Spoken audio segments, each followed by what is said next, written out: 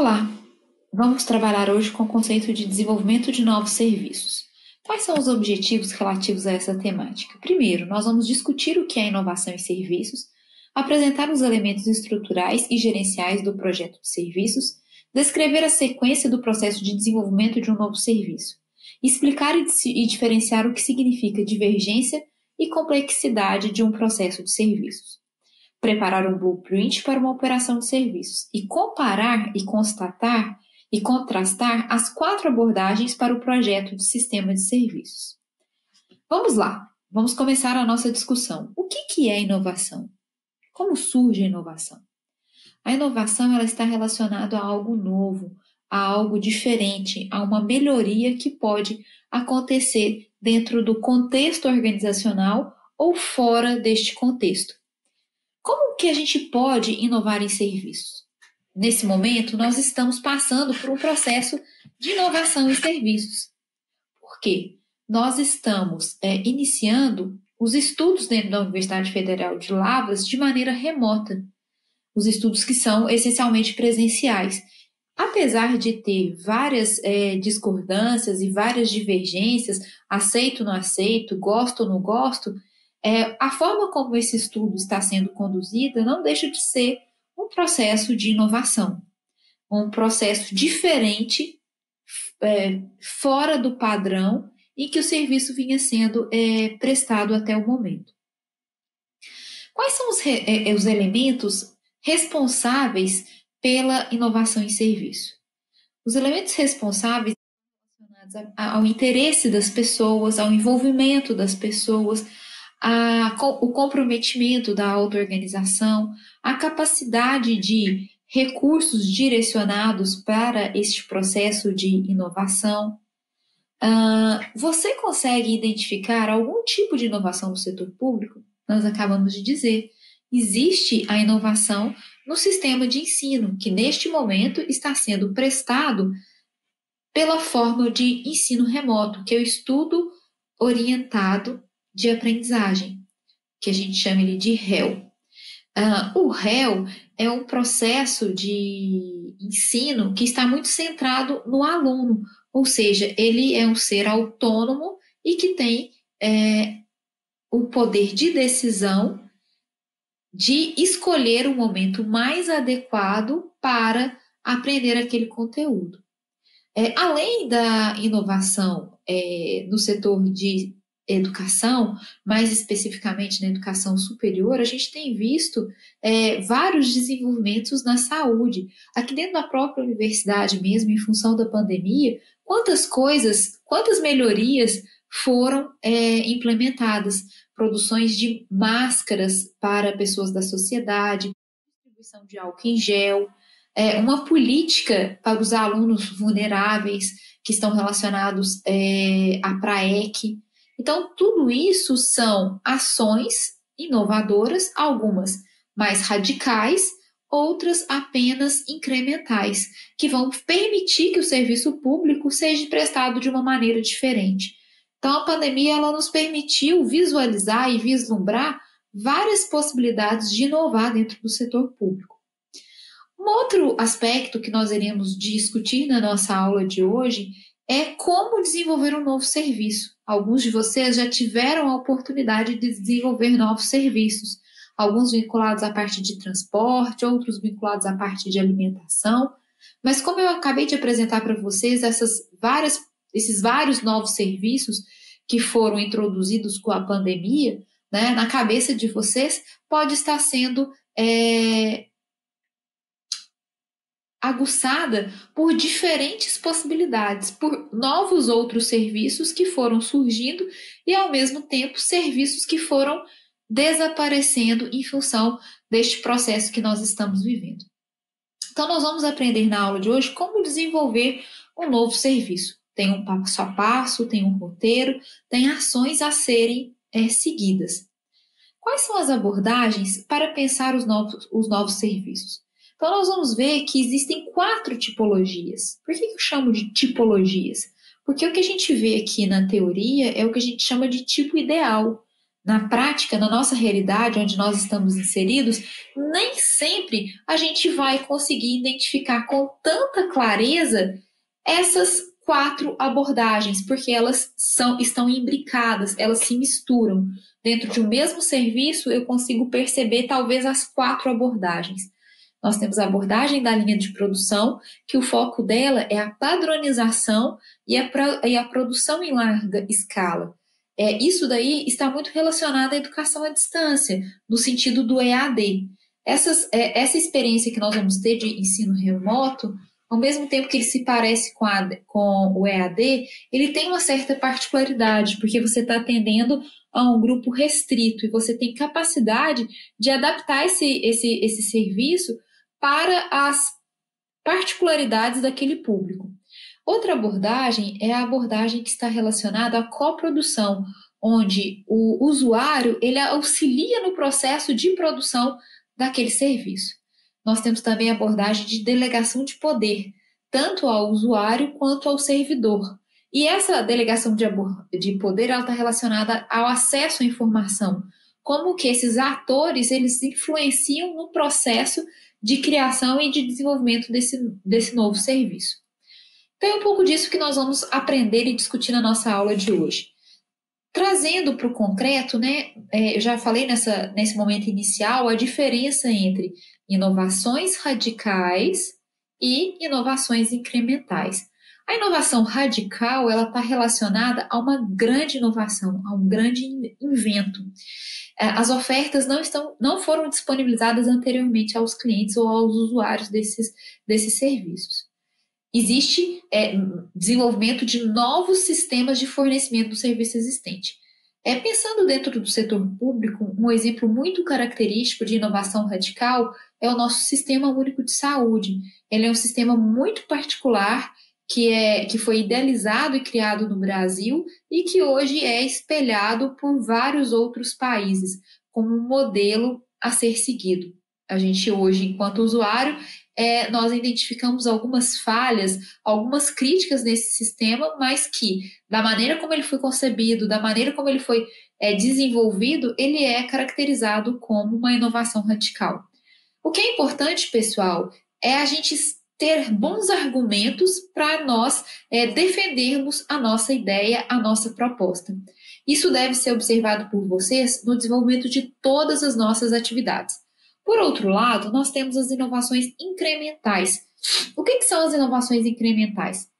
São melhorias, são alterações, são pequenas modificações nos serviços existentes.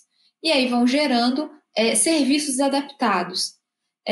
As melhorias, as inovações incrementais, elas podem ser vistas com mais facilidade do que as inovações radicais.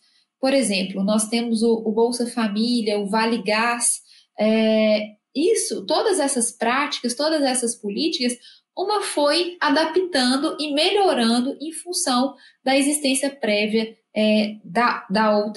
do outro serviço que estava sendo ofertado ao cidadão. Nós temos alguns desafios relacionados ao processo de inovação. Quais são esses desafios? Dentro do setor de serviços, existe uma possibilidade muito grande da gente copiar. Então, nós vimos que a Universidade Federal de Lavras começou a produzir máscaras para distribuir à sociedade durante o período da pandemia. Rapidamente, outras universidades do estado de Minas Gerais já se organizaram para produzir máscaras. Rapidamente, as costureiras, algumas indústrias locais, viram ali uma oportunidade e já começaram a fazer esse processo produtivo. O porquê disso? Porque não existe ali uma patente. O que é essa patente? Essa patente é quando você consegue dizer que aquele produto ou aquele serviço é meu, só meu, e ninguém pode copiar. Então, dentro do setor de serviços, é muito mais difícil a gente desenvolver patentes do que do ponto de vista da produção. O que eu quero dizer com isso? As máscaras, por exemplo, elas são produtos. Então, elas poderiam até ser patenteadas, só que como o espaço de tempo é tão curto, não permite que as pessoas que estão produzindo essa máscara tenham tempo hábil para entrar com o processo de patente das mesmas. Do ponto de vista de inovação em serviço, né, nós estamos aqui agora desenvolvendo toda uma política educacional vinculada ao estudo remoto, que procura diferenciar em muitos momentos do EAD.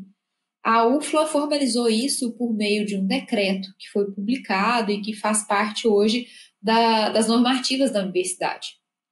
Não foi feito nenhuma patente disso. Então, facilmente, uma outra universidade, a UFLA, não sei se vocês sabem, ela está entre uma das primeiras universidades a retomar o ensino nessa modalidade. Outra universidade que ainda não tenha retomado, ela chega no site da UFLA, do portal, baixa essa regulamentação, vê se atende às necessidades daquela outra universidade, faz algumas pequenas adaptações e está ali um serviço mais elaborado, mais lapidado e quase pronto para ser ofertado ao cidadão.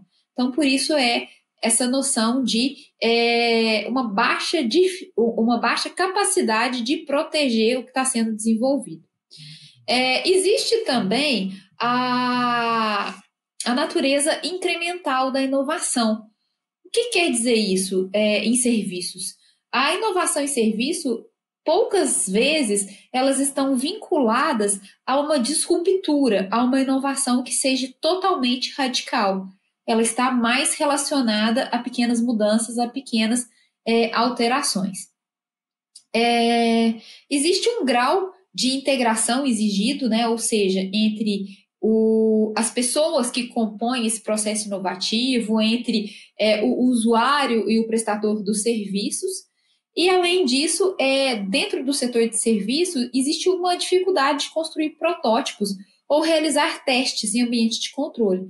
É o que a gente vai ver com o estudo remoto, né? A gente tem bastante insegurança, bastante medo, mas a gente só vai conseguir identificar de fato os problemas na medida em que o serviço começar a ser ofertado e a gente fizer o adequado acompanhamento e monitoramento do mesmo, para ao final a gente conseguir dizer o que precisa ser melhorado. E aí, como desenvolver novos serviços? A gente tem essa figura é bastante interessante, na medida em que ela possibilita para a gente entender todo o processo desse desenvolvimento. Nós temos a criação, né, que está relacionada a essa parte do desenvolvimento, que é quando a gente levanta essa demanda, a gente estuda essa demanda, a partir da demanda, a gente encontra uma alternativa de solução, a gente desenha uma possibilidade para resolver o problema identificado, e para isso a gente vai precisar de pessoas, a gente vai precisar de um contexto organizacional que seja favorável ao processo de mudança, que seja favorável a um certo risco, porque desenvolver um novo serviço, atrás desse processo, está escondido uma capacidade, uma permissão da organização pelo erro, porque nem sempre a gente vai fazer um novo serviço de maneira correta e de maneira adequada da primeira vez. Então, a gente precisa ter esse ingrediente, né, da possibilidade de erros. A gente precisa de diferentes habilidades, né? Se a gente vai utilizar tecnologias, a gente precisa de profissionais relacionados à parte de sistema, à parte de ciência da computação. Se a gente vai desenvolver um serviço que esteja alinhado à saúde, seria interessante ter um profissional da área de saúde, né? Se a gente vai pensar num serviço de saúde que vai trabalhar com a questão da gestão, seria interessante ter um profissional da administração pública. Para isso, você também precisa de tecnologias e de materiais disponíveis e ferramentas para viabilizar o desenvolvimento desse novo serviço. Então, depois que você tem a proposta, né, a carência identificada e a proposta para sanar essa carência, é feita uma análise. O que é essa análise? É o momento que a gente vai avaliar se a proposta que está sendo apresentada, de fato, ela é viável, ela vai ser bem atendida, bem recebida e ela cabe dentro do orçamento da organização. A próxima etapa está relacionada ao design. O design está relacionado à forma. Dentro de um serviço, você às vezes não consegue estabelecer uma forma tão objetiva como você consegue no produto, né? Porque se eu estou desenvolvendo um produto, eu quero desenvolver um celular, isso daqui é a forma, é o design do celular. Mas como que é o design de um serviço? Então, são as etapas que envolvem a produção desse serviço, possíveis layouts, né? Se eu vou desenvolver um serviço tecnológico, eu posso pensar nas páginas que o usuário vai ter acesso, como que vai ser cada uma dessas páginas. Feito o design, né, e tudo aprovado, é hora do lançamento. O que é a parte do lançamento pleno? A parte do lançamento pleno é a hora que eu vou divulgar esse serviço e que eu vou fazer com que ele chegue ao usuário. Então, eu vou fazer isso por meio das redes sociais, por meio de panfletos, cartazes, anúncio no rádio, anúncio na televisão, podcast, vídeos no YouTube, enfim, eu posso usar a criatividade para fazer o desenvolvimento, para fazer o lançamento pleno desse novo serviço. Fechado essa parte, né, e alinhado muito a questão desse novo serviço, a gente precisa de pensar em alguns elementos que são importantes dentro desse projeto. Nós temos os elementos estruturais e temos os elementos gerenciais. O que são os elementos estruturais? Os elementos estruturais estão relacionados à forma de sistema de prestação de serviço, o projeto das instalações, a localização e o planejamento da capacidade. O sistema de prestação de serviço envolve para quem esse serviço vai ser ofertado, quando ele vai ser ofertado, qual é a periodicidade, qual que é a capacidade, né, desse sistema de prestação de serviços. O projeto das instalações está relacionado a toda a estrutura física, cadeiras, mesas, armários, divisórias, né, que permitem que esse serviço seja ofertado da melhor maneira possível ao cidadão usuário. Onde esse serviço vai estar localizado? É um serviço físico? É um serviço virtual? Se ele é físico, eu vou precisar de uma casa, eu vou precisar de um espaço. Se é um serviço virtual, eu vou precisar de um espaço nas nuvens, vou precisar de um espaço virtual. Né? Eu vou precisar, às vezes, comprar, hospedar em algum lugar na web. A localização ela pode impactar no consumo e no planejamento da capacidade. Se eu estou bem localizado, se eu tenho estacionamento, se eu sou de fácil acesso, pode ser que as pessoas tenham mais interesse de utilizar esse serviço. A capacidade, então, de planejamento, ela está relacionada a quantos atendimentos, a quantas pessoas vão ter acesso a esse serviço, diariamente, semanalmente, mensalmente e anualmente. Às vezes é comum as organizações planejarem uma capacidade e trabalharem com uma capacidade ociosa, ou seja, ela não atende toda a capacidade para a qual ela foi planejada. Por outro lado, a gente tem os elementos gerenciais ou administrativos, que estão relacionados com a informação. O que é essa informação? É como as pessoas vão ter acesso às informações relativas a esse serviço. A qualidade, ou seja, existe um sistema de avaliação, controle de indicadores, mecanismos para lidar com as falhas, mecanismos para recuperar um usuário insatisfeito. Como que é o encontro desse serviço? O encontro do serviço está relacionado ao espaço físico, né? Facilidade de acesso. Eu estou em contato direto com o usuário ou eu estou distante do usuário? Né? Nessa nova modalidade, em função da pandemia, nós estamos vivenciando um contato remoto. A gente não está mais colocalizados.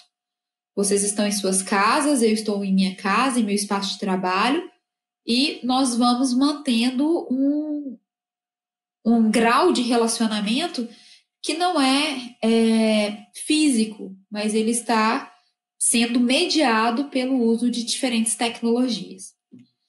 Gerenciamento da capacidade e da demanda, é a gente saber controlar. Eu planejei uma capacidade, vamos imaginar no restaurante universitário, eu vou ofertar 1.000 refeições na hora do almoço. E o gerenciamento dessa capacidade da demanda, eu vou observar que o consumo de refeições não está sendo em torno de 1.000, está sendo em torno de 3.000. Então, o que eu tenho? Eu tenho um consumo muito maior do que para a capacidade que eu fui projetado. Então, eu estou atendendo além do que inicialmente foi planejado para a minha organização.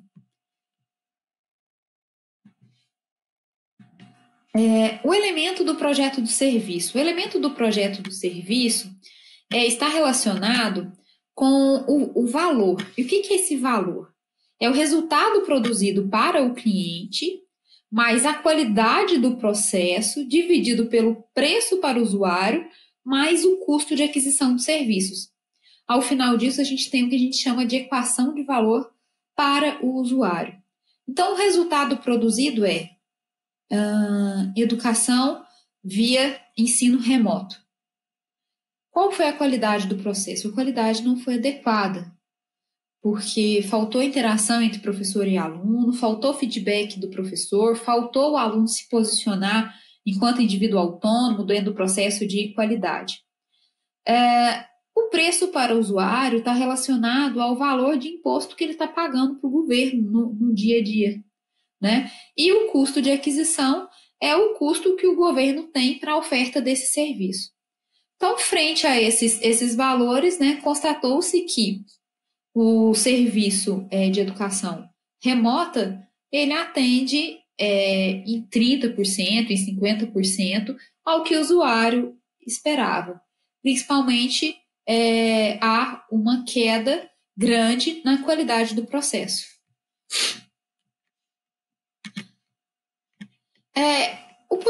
Dentro desse processo de desenvolvimento de novos serviços, é muito importante a gente fazer o posicionamento estratégico, né? Isso daí a gente discutiu quando a gente trabalhou as questões das matrizes, que a gente tem a alta complexidade e a baixa complexidade. Nós temos baixa divergência e alta divergência. A baixa divergência está relacionada a um serviço que é padronizado e a alta divergência está relacionada a um serviço que é padronizado. A alta complexidade está relacionada ou ao uso excessivo de tecnologias ou realmente a um serviço que demanda vários outros subserviços e faz dessa maneira com que seja um serviço altamente complexo. E, por outro lado, você tem a baixa complexidade, que é um serviço mais simples, que o uso de tecnologias é bem inicial. O blueprint é o desenho do serviço. É o mesmo que a gente chama, por exemplo, na hora que a gente está lá pensando em termos de arquitetura, que a gente vê o desenho da nossa casa, ou que a gente vê o protótipo do nosso carro, ou o protótipo de um novo objeto, né? O blueprint é o protótipo para o setor de serviços. Está tudo desenhado, está tudo mapeado, todos os processos que vão estar relacionados à prestação daquele serviço. Então, este blueprint que está aqui disponível para vocês é o serviço de hospedagem em um hotel. E como que ele acontece? Nós temos as ações do cliente, aí depois nós temos as ações do funcionário de linha de frente, as ações dos funcionários de retaguarda e os processos de apoio. Então, a gente vai vendo aqui que tem algumas linhas, né? Que são a primeira linha é que há uma interação entre o usuário e o prestador. Nessa linha aqui, ó, não tem interação entre o usuário e o prestador, né? Os funcionários, eles estão backroom, eles não estão de contato, não estão em front office dos clientes, mas eles estão na retaguarda. E aí você tem aqui as evidências físicas, que são todas as etapas que são vivenciadas em termos de ambiente pelo usuário, desde a chegada do serviço até ao final do serviço que foi ofertado a eles. É importante também, dentro do blueprint, vocês compreenderem essas setas. Essas setas, elas estabelecem conexões entre as evidências, as ações do cliente e os funcionários que vão fazendo o contato direto com o cliente ou o usuário. A última parte deste capítulo, ela trata da taxonomia para o projeto do processo de serviços. Nós temos o grau de divergência baixo e alto, como nós já discutimos, que é o padronizado e o customizado. A gente pensando num serviço que é padronizado, nós podemos mencionar, por exemplo, a educação à distância, e a alta divergência a gente pode pensar numa educação presencial. E agora, quem sabe, a gente pode pensar que o estudo remoto da educação presencial pode ser caracterizado como um serviço customizado, que a gente vai estar criando esse serviço para atender as demandas de cada uma dessas turmas. Objeto do processo de serviços, nós temos os bens, né? Por exemplo, um carro é um bem que está sendo processado num lavador. O processamento de informações ou imagens, que é o processamento de informações ocorre nos bancos, ocorre aqui dentro da universidade, na hora que vocês vão fazer a matrícula de vocês. Processamento de pessoas, que é o que acontece na educação presencial, ou mesmo no atendimento médico ou no atendimento odontológico. Tipo de contato com o cliente. Nenhum contato. Contato indireto com o cliente e contato direto com o cliente. Por exemplo, na educação presencial, a gente tem um contato direto. Na educação à distância, a gente pode ter, em alguns momentos, contato indireto e em outros, nenhum contato. Por exemplo, nesse momento agora de pandemia, a gente vai trabalhar com nenhum contato físico. Mas a gente vai trabalhar com contatos indiretos. Nos cursos de graduação à distância da UFLA, a gente tem um contato direto e o contato indireto. Como que a gente visualiza isso? O contato direto é que você não encontra essa pessoa fisicamente, mas o contato direto é quando ela vem para uma prova presencial, para uma avaliação de TCC. Então, nesse momento, é possível um contato com o cliente. Essas taxonomias, elas são importantes para a gente entender as abordagens genéricas. Como eu disse para vocês, as abordagens genéricas são 4 e elas são tipo ideais. Na realidade, a gente pode encontrar no mesmo serviço uma mistura de tipos de abordagem. Então, é importante a gente entender o que é a abordagem da linha de produção. A abordagem da linha de produção está caracterizada pelo limite do arbítrio dos funcionários. O que eu quero dizer isso? Os funcionários eles sabem fazer apenas parte do processo, eles não têm domínio da prestação integral desse serviço. Né? Vamos pensar no restaurante universitário, ele está muito relacionado à abordagem da linha de produção. Você tem profissionais que mexem com a carne, profissionais que processam as verduras, você tem profissionais que limpam o restaurante e você tem profissionais que fazem a gestão desse restaurante. Então, isso daí também caracteriza a divisão do trabalho. Cada um é responsável por uma etapa do processo de prestação de serviços. E tem também a substituição de pessoas por tecnologias. A gente vocês tendo uma oportunidade de visitar depois da pandemia, depois deste momento que nós estamos vivendo, o restaurante universitário, vocês vão perceber o uso de diversas tecnologias para eliminar a mão de obra. Isso pode ser observado na catraca, pode ser observado na venda dos tickets para utilizar o RU, na forma como o serviço está organizado, que vocês utilizam o cliente para realizar os serviços, né? E além disso, um outro elemento bastante importante da linha de produção é a padronização. Todos os serviços são realizados da mesma maneira, cotidianamente, semanalmente, mensalmente. A segunda abordagem, ela também pode ser observada no RU, onde o cidadão ou usuário, ele é coprodutor. O que significa essa ideia da coprodução? Eu ajudo o prestador a ofertar esse serviço por meio do que a gente chama de autoatendimento. Então, na hora que eu mesmo me sirvo o meu prato, na hora que eu mesmo coloco os garfos e os pratos sujos em determinados locais, isso é um tipo de autoatendimento. Que também pode ser observado nos bancos, né? Hoje nós utilizamos muito os aplicativos no celular, os aplicativos no computador, e a gente realiza muitos dos serviços que antes eram realizados pelas pessoas que trabalhavam nos bancos. E uma outra característica dessa abordagem é a suavização da demanda. Por que ocorre a suavização? Porque como eu tenho o usuário realizando o serviço, a demanda ela é diluída ao longo do tempo. E outra característica dessa abordagem é o conteúdo gerado pelo próprio cidadão. Então, eu acabo de fazer o pagamento de um boleto, eu vou lá e peço para gerar o comprovante de pagamento daquele boleto. Então, o conteúdo está sendo gerado por mim, é dentro dessa perspectiva.